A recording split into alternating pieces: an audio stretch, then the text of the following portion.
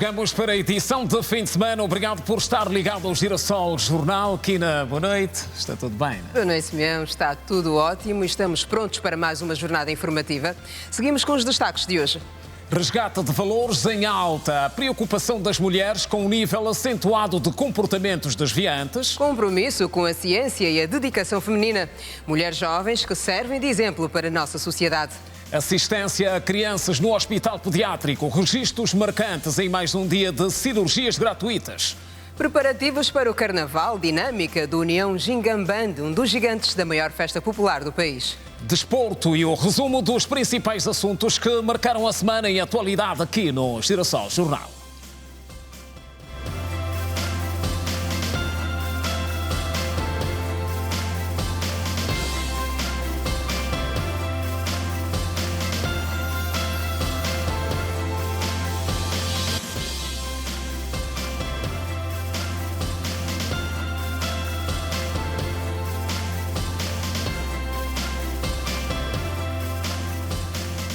Boa noite. Olá, bem-vindo. Resgate de valores em alta nesta edição do Girassol Jornal. Trazemos a preocupação das mulheres com um nível acentuado de comportamentos desviantes no meio social.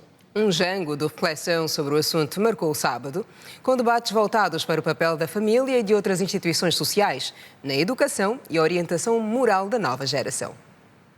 Eu estou pedindo para conversar já aqui, por favor, socorro! Socorro! Alguém me ajuda!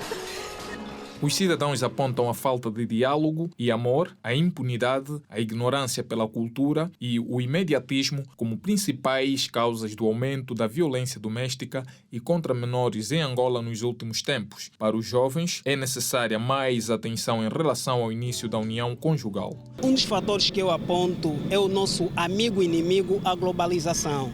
Amigo porque nos permite dar uma virada ao mundo sem nos deslocarmos. Inimigo porque vem corromper aquilo que são os nossos princípios e hábitos e costumes que nos é ensinado pelos nossos pais. E como se não bastasse, também tem a ver com a falta de comunicação entre as famílias. Nós hoje vemos que há pais que têm conflito com os filhos. Infelizmente não há aquele diálogo. Muitos de nós crescemos com bons valores. Mas no correr do tempo, o mediatismo está a fazer com que muita gente perca esses valores adquiridos pelos nossos pais. Se amem, se respeitem, não fiquem num relacionamento abusivo, fiquem num relacionamento recíproco, porque o amor é recíproco. Um dá, o outro também tem que dar. Na mesma proporção que você doa, a outra pessoa também tem que doar para ti. Hoje em dia, na nossa sociedade, o amor ao próximo morreu. E a família, já não há aquele diálogo como antes, os pais já não têm tempo para conversar com os filhos e hoje em dia os filhos fazem daquilo que puder. Por isso, há quem defende que os jovens devem ler mais e os adultos apelam à valorização da cultura. A nossa sociedade está a perder a essência, está a perder o africanismo, isso porque nós os africanos temos os nossos princípios. Devemos procurar buscar ensinamentos bíblicos, socializarmos para melhor educar os nossos filhos. Uma vez que os pais, infelizmente, não têm, algumas vezes, cumprido com o seu papel, infelizmente não tem havido uma boa comunicação, um diálogo, é essencial que nós, os jovens, tenhamos o hábito, a cultura de fazer leitura. E com o objetivo de combater os conflitos no seio das famílias angolanas, com maior destaque às violências domésticas, como também contra menores, o Ministério da Ação Social, Família e Promoção da Mulher acaba de lançar aqui, neste sábado, no Talatona, o projeto Jango de Valores para promover o amor no seio das famílias angolanas. Nós temos estado a trabalhar com os nossos parceiros sociais relativamente aos resgates dos valores morais e cívicos. Portanto, são espaços em que o utente tem debatido várias questões relativamente a estas situações que acontecem na nossa sociedade relativamente à fuga à paternidade, à violência doméstica, à violência sexual contra a criança, que tem acontecido muito no seio das famílias em que os próprios membros da família praticam essa violência. De acordo com os dados divulgados em março de 2022 pelas autoridades angolanas, nos últimos 2 anos, o país registrou quase 200 mil casos de violência contra crianças, principalmente no seio familiar. Deste número, 8.490 foram vítimas de violência sexual. Mulheres jovens que se dedicam à ciência, é disso que falamos a seguir, até porque o país vive um contexto de maior valorização e respeito ao espaço da mulher na sociedade. Mulher que nas mais variadas instâncias se tem mostrado cada vez mais dedicada e em níveis de superação surpreendentes. A reportagem a seguir traz exemplos claros de foco e dedicação. As mulheres e raparigas das ciências contribuem para perspectivar uma melhor interação, promovendo a inclusão social e a atração de jovens mulheres para as carreiras científicas, de forma que a implementação de programas mundiais como a Agenda de 2030 para o Desenvolvimento Sustentável. Aqui no ITEL, cerca de 239 meninas optaram pelos cursos de eletrônica, informática, sistema multimídia, como é o caso da Vânia e da Francisca. Quando eu entrei para cá, eu não tinha nenhuma experiência sobre eletrônica. Eu tive dificuldades em adaptar-me, mas depois, com o decorrer do tempo e a prática excessiva, eu consegui perceber que não era nada mais do que simplesmente perceber a lógica. A princípio, tinha muito o lado de simplesmente ser frequentado ou os rapazes estarem sempre a fazer esses cursos de engenharia. Mas depois encontrei colegas minhas e o apoio também é outro entre as meninas. E é um sonho, praticamente, porque não é só simplesmente os números que envolvem, mas também, posso dizer, uma magia, principalmente na parte da eletrônica.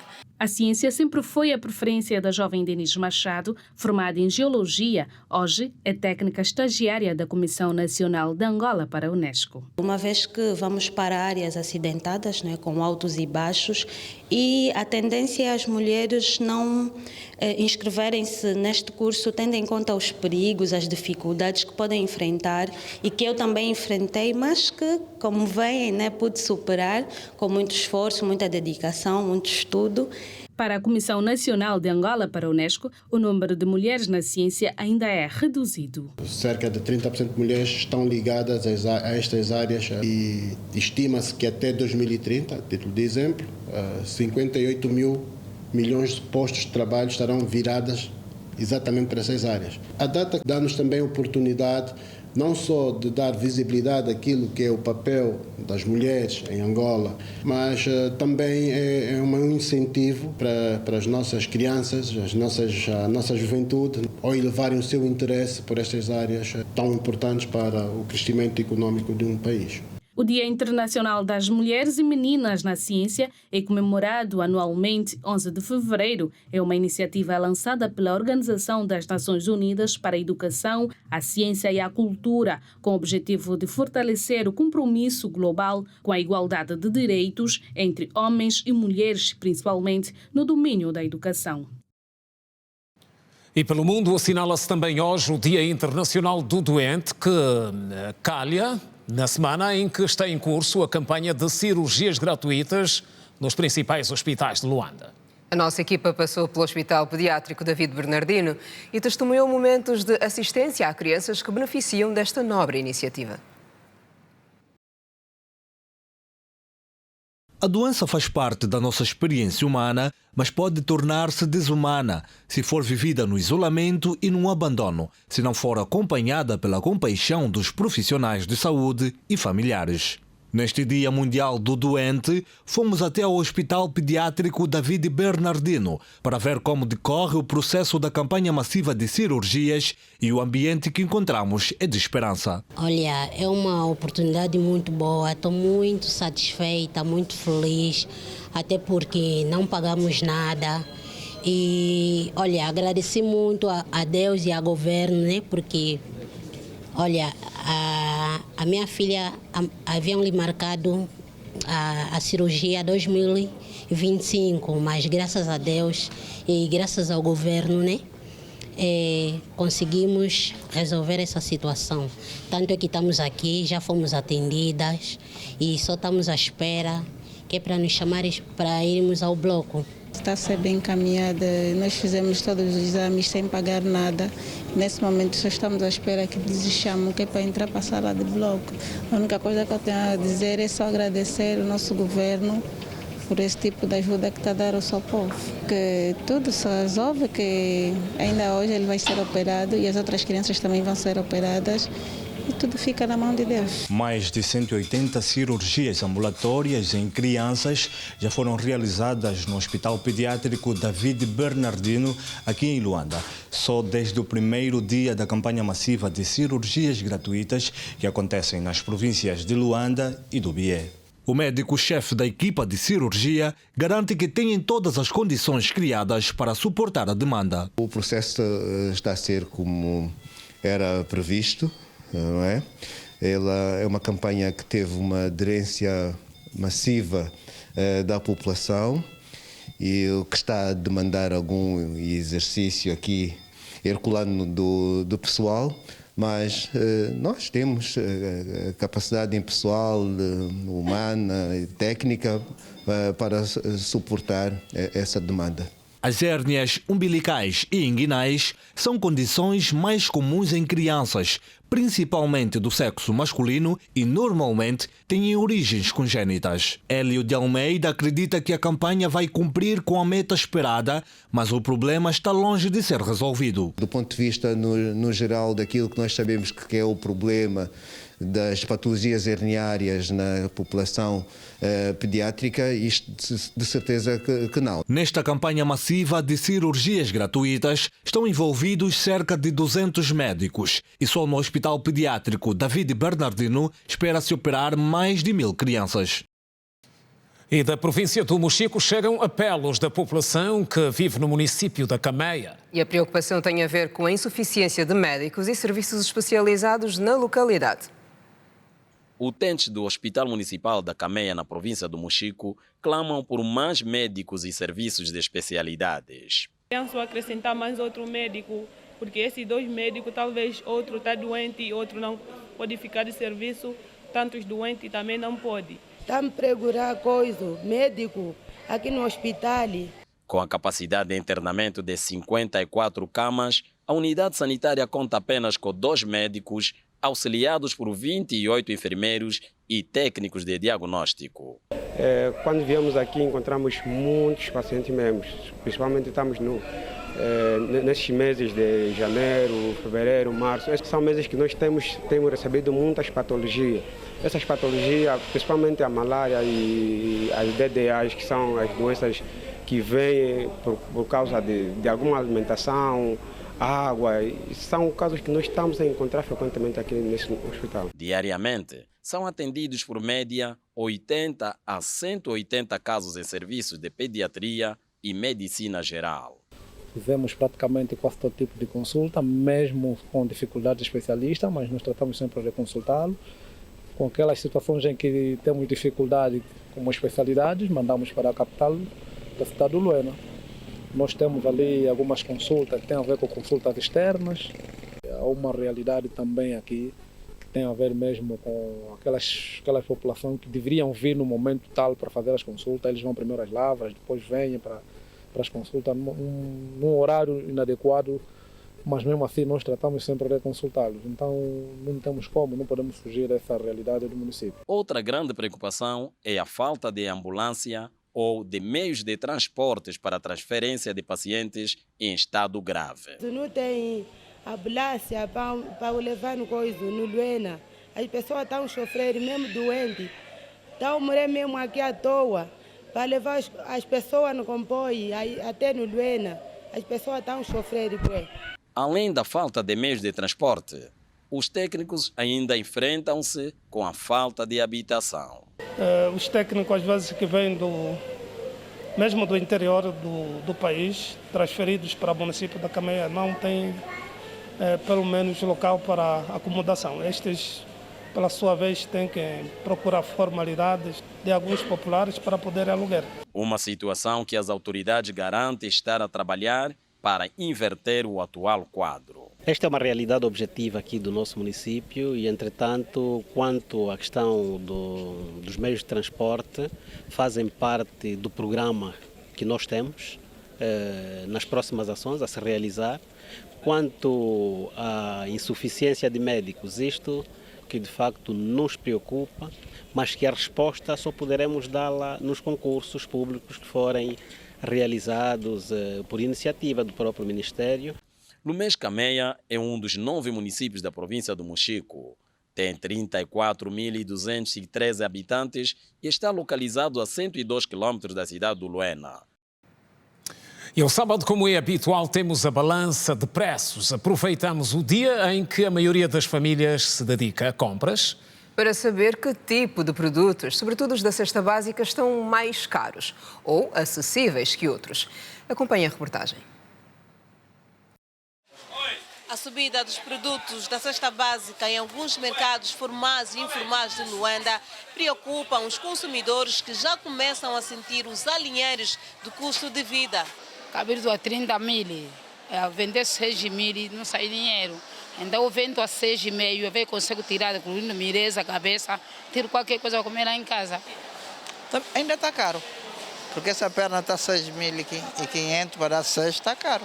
Porque aqui não tem 2 quilos, não chega a 2 quilos de carne. 1 quilo e tal. Os preços estão mesmo muito caros, disparou mesmo muito. Nós queremos que os preços da comida baixem mais. O saco de arroz está 7 mil e tal, quase 8. Caixa de asinha 11 mil e tal. Onde é que vamos parar assim? Não tem nada barato na praça. Você, praticamente, o dinheiro que eu vim, não consegui comprar nada. Nada de jeito. Então não baixou. Precisamos mesmo que baixe, porque conforme a vida está difícil, é complicado o preço que está. Eu ouço algumas pessoas a dizerem que a comida já baixou. Mas a pessoa quando vem no terreno, vem encontrar os preços altos. Quer dizer que as coisas estão muito mal, não está bom.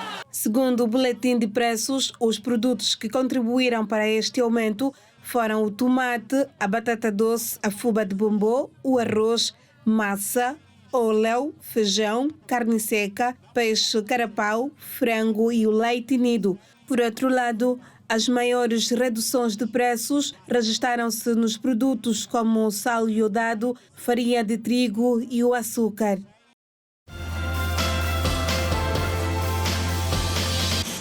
Outra vez, boa noite. Começamos a segunda parte do jornal com resultados de mais uma operação de combate à criminalidade. Burla e roubo na via pública destacam-se entre as mais recentes atuações da polícia, que resultaram na detenção de indivíduos que chegaram a burlar mais de 5 milhões de kwanzas. A vítima é uma mulher de 40 anos. Os casos de burlas através de aplicativos bancários tornaram-se frequentes no país, já não a nível social ou académico. Qualquer um de nós pode ser a próxima vítima. Estes são 2 supostos burladores. Fizeram-se passar por agentes bancários e subtraíram na conta de uma cidadã angolana de 40 anos de idade mais de 5 milhões de kwanzas. A cidadã recebeu um telefonema no dia 9 por uns indivíduos que faziam-se passar como funcionários do Banco BAI e que precisavam, no âmbito do cadastramento das contas, de alguns dados pessoais relativamente à conta bancária da cidadã, facto que ela foi dando, não é, os dados nas coordenadas bancárias, não é, pensando que estava a lidar com um funcionário do banco. Mas na sequência acabou por constatar que, portanto, da sua conta foram extraídas qualquer coisa como 5.473.000 kwanzas. Da Precol fomos ao Benfica, onde uma cidadã de 30 anos de idade foi vítima de assalto por 4 supostos taxistas. Tudo aconteceu por volta das 8 horas da manhã, quando uma estudante do curso de medicina aguardava na paragem por um táxi para ir à universidade. De repente, uma viatura para na sua direção. A viatura tinha espaço para apenas um passageiro. O que ela não sabia é que o motorista e os restantes ocupantes eram os supostos marginais. Preciso do meu telefone, sem o meu telemóvel eu não consigo fazer nada. Tem muitos documentos, tem processos que não podem ser expostos, tem matéria, tem livros, tem muita coisa. Quando abordados por agentes da Polícia Nacional, os outros 2 ocupantes da viatura colocaram-se em fuga. Estou com medo, principalmente deles mesmo, porque viram o meu rosto e um dia podem me encontrar num outro sítio e ser ameaçada. Com registro de incontáveis denúncias, um dos detidos revela que foi influenciado a cometer tais práticas com a promessa de receber 40 mil kwanzas por dia. Eu exerço serviço de táxi, mas esse trabalho é praticamente a caminho de uma semana que o jovem está aqui a circular comigo, é mais ou menos isso. Não foi de agrado, né? Mas foi pelo conhecimento dele, ele deu-me uma garantia, é que fez com que nós fazíamos o trabalho. Diariamente ele iria me dar a 40 mil kwanza. Foi o Mauro que me ligou para fazermos esse tipo de prática na viatura que lhe deram. Estava uma necessidade de dinheiro, tenho umas dívidas para pagar. Sim, aceitei. De acordo com a Polícia Nacional, este tipo de práticas diminuiu consideravelmente nos últimos tempos por causa das ações de policiamento em parceria com as associações de táxis. No momento, a polícia procura identificar o dono da viatura e avançar com os trâmites legais do caso. É uma viatura que pertence de um senhor que entregou alguém para fazer serviço de táxi e, no entanto, esta pessoa também acabou por entregar a viatura a uma outra pessoa que, tanto depois envolveu-se neste mundo do crime. Os indivíduos estão agora detidos, já têm um histórico de crime. Queremos também apelar, não é? Algumas pessoas têm sido vítimas desses assaltos ou que já foram vítimas, no sentido de se fazerem presentes aqui na esquadra de Benfica para ver se reconhecem. O presidente do Brasil coloca Angola na lista dos principais países africanos a visitar no quadro do relançamento da cooperação. Durante uma entrevista nos Estados Unidos da América, Luiz Inácio Lula da Silva destacou a importância da cooperação Brasil-África. Para o estadista brasileiro, a dívida que o seu país tem com o continente berço nunca poderá ser paga com dinheiro. Lula defende que, da parte do Brasil, a dívida pode ser convertida em transferência de ciência e tecnologia. Luiz Inácio Lula da Silva anunciou que prepara um périplo por África e, mesmo não tendo revelado por onde começará, o seu discurso indica que poderá passar primeiro por Angola, Moçambique e depois África do Sul, onde o grande objetivo é o reatamento da forte relação entre o Brasil e o continente africano. Olha, eu estou organizando agora certamente uma viagem para 3 países africanos. Eu quero ir a Angola, quero ir à África do Sul e quero ir a Moçambique, numa demonstração de que o Brasil vai reatar a sua forte relação com o continente africano. Você sabe que o Brasil deve muito da sua cultura ao continente africano. É uma dívida que não pode ser paga em dinheiro. Ela tem que ser paga em troca, sabe, de ciência e tecnologia, em ajuda que o Brasil pode dar do ponto de vista do desenvolvimento em várias áreas. E nós vamos fazer isso porque é uma obrigação histórica e uma obrigação humanitária do Brasil manter uma belíssima relação com o continente africano. As relações entre Brasília e África mudaram durante o governo de Jair Messias Bolsonaro, que se tornou o primeiro presidente brasileiro a não visitar um país africano, segundo a imprensa do Brasil. O presidente da República, João Manuel Gonçalves Lourenço, foi um dos estadistas africanos a participar da investidura do presidente Lula da Silva no dia 1 de janeiro deste ano. A cooperação entre a República Federativa do Brasil e a República de Angola começou a desenhar-se em 1980, com a assinatura do Acordo de Cooperação Econômica, Científica e Técnica, no dia 11 de junho daquele mesmo ano. No âmbito desse acordo, o Brasil e Angola desenvolveram cooperação nas áreas de saúde, cultura, administração pública, formação profissional, educação, meio ambiente, desporto, estatística e agricultura. Sublinhamos que o Brasil foi o primeiro país a reconhecer a independência de Angola, alcançada a 11 de novembro de 1975. Voos de ajuda de toda a região chegaram à Síria, atingida pelo terremoto. Junta-se agora a nós Edna Firmino com o desenvolvimento deste e outros assuntos internacionais. Boa noite, Edna. Boa noite, Kina. Boa noite, Simeão. Boa noite a todos. Suprimentos de ajuda de todos os países árabes chegaram à Síria na sexta-feira em esforços para ajudar o país atingido pelo terremoto. As ajudas chegam da Tunísia, Omã, Líbia e Emirados Árabes Unidos. Vários aviões aterraram nos aeroportos de Damasco, Alepo e Latakia. Cuba, Colômbia, Indonésia e Bulgária também se juntaram aos países e enviaram ajuda à Turquia e à Síria. O terremoto atingiu os dois países e já matou 24 mil pessoas. Confira agora outras notas internacionais. O presidente turco Tayyip Erdogan e a primeira-dama Emine Erdogan visitaram os sobreviventes do terremoto na cidade turca de Diyarbakir neste sábado, enquanto as operações de resgate continuam pelo sexto dia. Erdogan disse que o governo tomaria medidas contra os envolvidos em saques e outros crimes na região atingida pelos terremotos devastadores desta semana, já que a questão de segurança entrou em foco. O número de mortos na Turquia aumentou para 21 mil. Centenas de milhares de pessoas se manifestaram em toda a França neste sábado para manter a pressão sobre o governo sobre os seus planos de reforma previdenciária, que inclui uma medida para aumentar a idade de aposentadoria de 62 para 64 anos.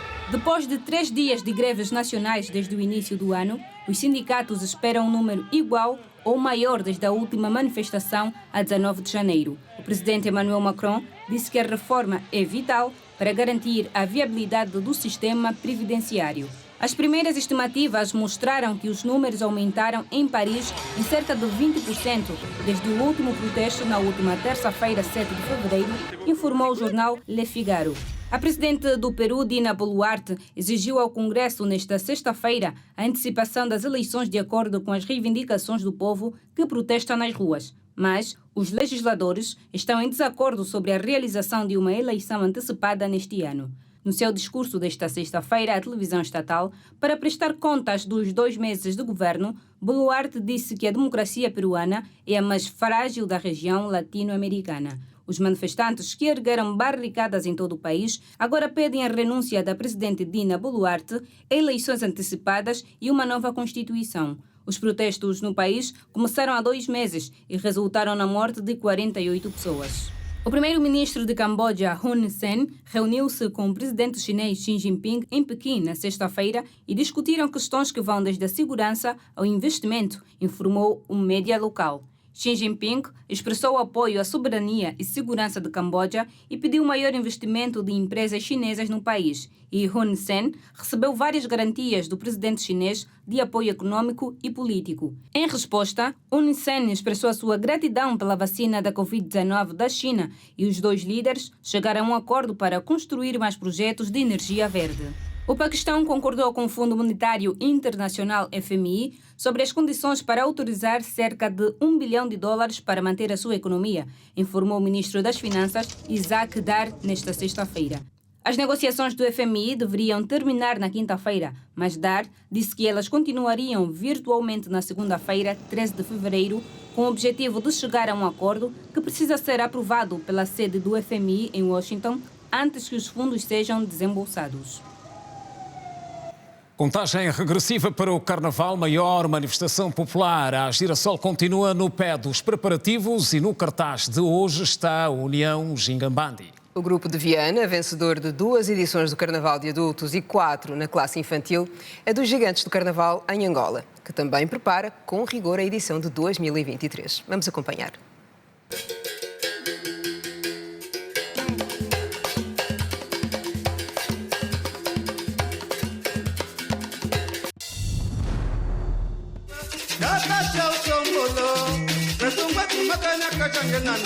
O Carnaval é uma grande manifestação cultural, onde a dança, a cor e a folia juntam-se à alegria e fazem a festa. A nossa nova Angola está a crescer, a nossa nova Angola está a crescer. A sua origem pouco ou nada importa para quem gosta. O mais importante mesmo é a diversão. O Carnaval é festa, é uma manifestação cultural e, portanto, seria um grande erro não participar. representa muito para mim. A dança para mim é de geração. Os meus avós dançam, os pais dançam e, portanto, eu cresci num ambiente de dança. Por esse motivo, desde a fundação, foi selecionado algumas crianças, na altura, que soubessem dançar a cabecinha, não é? Que é a dança rural. E, dentre os outros, eu era o mais destacado. É uma diversão para mim. Uma diversão mesmo. Alegria, paz, amor também para mim.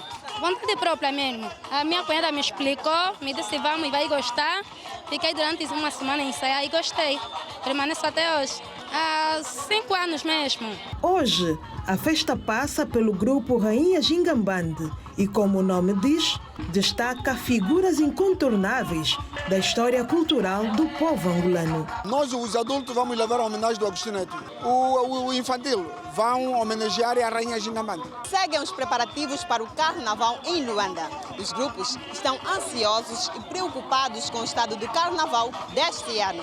Mas o grupo União Gingambande garante que está preparado para os novos desafios. Para valorizar mais os ritmos que aos poucos têm estado a desaparecer da festa do povo, o União Gingambande, fundado a 2 de fevereiro de 1979, tem 2 títulos na classe de adultos e 4 na classe infantil e garante que vai continuar a mostrar a identidade da sua agremiação. A melhor coisa que eu tenho no Carnaval é mostrar a identidade do nosso local onde somos vividos. A cabecinha é uma cabecinha que veio do tombo da margem de Calumbo. E hoje trouxemos para Viana. Depois fomos pôr para a Marginal. Então é uma essência que nós não podemos deixar passar. Nós do Gingambande temos tudo preparado.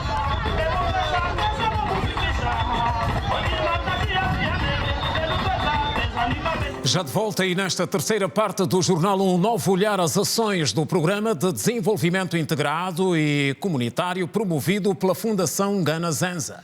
O programa está voltado para a melhoria das condições de vida da população mais vulnerável. O apoio já chegou a várias famílias no interior da província da Huila. Cerca de 4.000 famílias na localidade do Toco, no município do Lubango, província da Huila, vão beneficiar do Programa de Desenvolvimento Integrado e Comunitário promovido pela Fundação Gana Zenza. A fase piloto do programa vai decorrer no período 2023-2025 e tem como objetivo contribuir para a melhoria das condições de vida da população mais vulnerável do setor do Toco. Durante 2 dias, a Fundação Gana Zenza trabalhou na província da Huila, onde fez a entrega de vários equipamentos, bens alimentares, sementes e fertilizantes à comunidade da localidade do Toco. Com este gesto, a população garantiu arregaçar as mangas e aumentar a produção. Bem-vinda, porque vai ajudar o agricultor a desenvolver as suas atividades agrícolas. Vai dar, porque também ao mesmo tempo, aqui essa semente de 3 meses, vai fazer também 3 meses só na terra.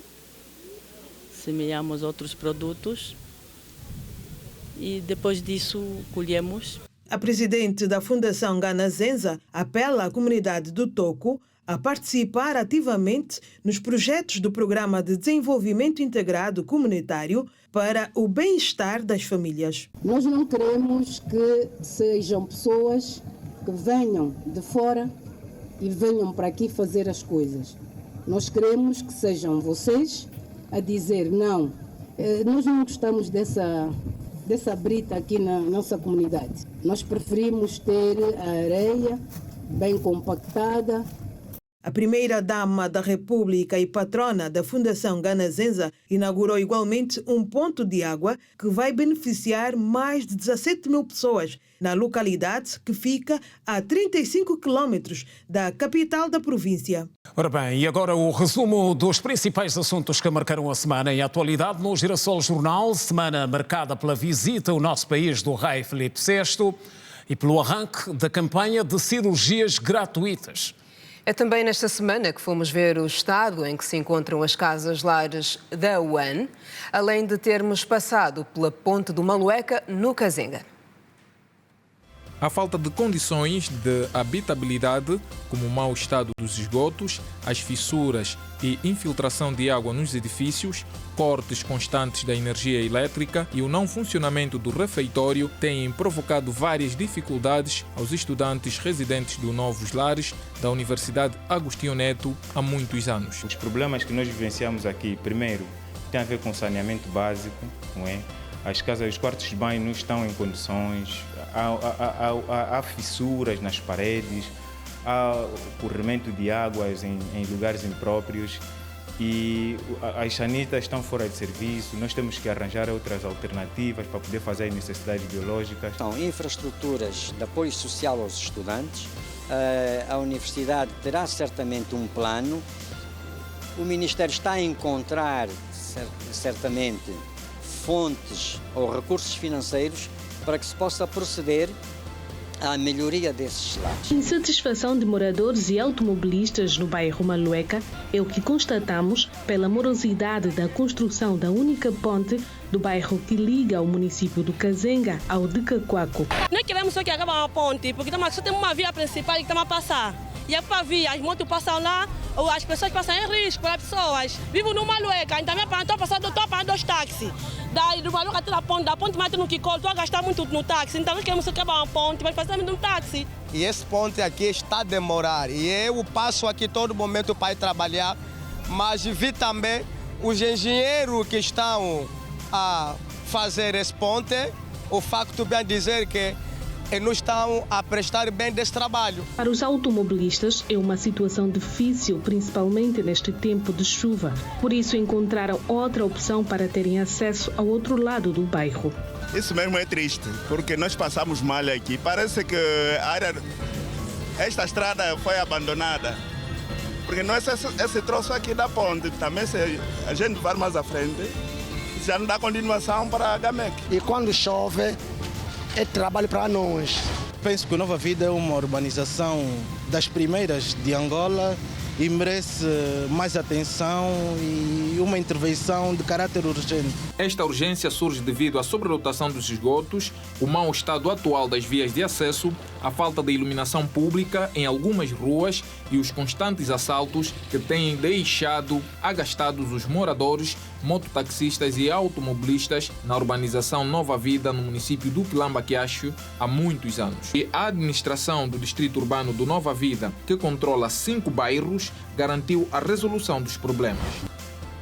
O chefe de Estado realçou que as relações bilaterais entre os dois países estão a ser construídas por meio de um esforço lado a lado que contribuem para uma sociedade justa, equitativa e desenvolvida. João Lourenço realçou ainda a amizade histórica entre Angola e Espanha, sublinhando os vários setores abrangidos pelo investimento espanhol. Nesta oportunidade da vossa visita a Angola, permitam-me reconhecer o quão útil tem sido a linha de crédito do governo e da banca espanhola, que vem financiando a construção de importantes infraestruturas, como os hospitais gerais do Menong, do Cuitubié, do Cunene, do Centro de Formação da Cefapescas, da linha de transporte de energia em alta tensão Gove-Matala, da construção do novo aeroporto de Banza-Congo, da construção de 5 universidades públicas e da universidade privada do Kwanza no Bié, da reconstrução do troço ferroviário Zenza-Kakuzo, do fornecimento de 3 aeronaves C-295 da Airbus para a vigilância da extensa costa marítima angolana, a eletrificação do Triângulo dos Dembos e o novo sistema de abastecimento de água de Saurimo. O presidente angolano deseja que a economia do país continue a crescer durante o exercício econômico 2023 para que os empresários estrangeiros sintam confiança para investir no mercado nacional. Nos encontramos exatamente no bloco pós-operatório do Hospital Azancote de Menezes, um hospital especializado para o atendimento de mães e de crianças com patologias graves. Esta unidade sanitária atendeu no primeiro dia desta campanha massiva de cirurgias cerca de 10 pacientes com fístulas obstétricas e também cirurgias pediátricas. A expectativa é que durante os 30 dias sejam atendidos o maior número de pacientes possíveis, já que o hospital tinha cerca de 150 mulheres na lista de espera e mais de 500 crianças com vários tipos de hérnias. As hérnias são as patologias mais frequentes nas crianças que desde esta terça-feira começaram a ser operadas no Azancó de Menezes. E assim termina a última edição da semana. O Girassol Jornal volta na segunda-feira, no mesmo horário. Obrigada pela companhia de sempre. Continuação de bom fim de semana. Ora, boa noite. Estamos juntos.